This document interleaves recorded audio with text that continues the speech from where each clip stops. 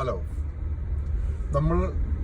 നമ്മൾക്കൊരു സന്തോഷമുള്ള ഒരു കാര്യം ഒരു ദിവസം ഉണ്ടെങ്കിൽ, അല്ലെങ്കിൽ നമ്മൾക്ക് എങ്ങോട്ടെങ്കിലും സന്തോഷത്തോടു കൂടി യാത്ര ചെയ്യുക, അല്ലെങ്കിൽ സന്തോഷമുള്ള ഒരു ഫംഗ്ഷൻ ഉണ്ടാവുക, അങ്ങനെയുള്ള കാര്യങ്ങൾക്ക് ഉള്ള ദിവസങ്ങളിൽ നമ്മൾ എന്തെങ്കിലും ചെറിയ ചെറിയ കാര്യങ്ങൾ നമ്മൾ കണ്ടില്ല കേട്ടില്ല എന്ന് വെക്കണം.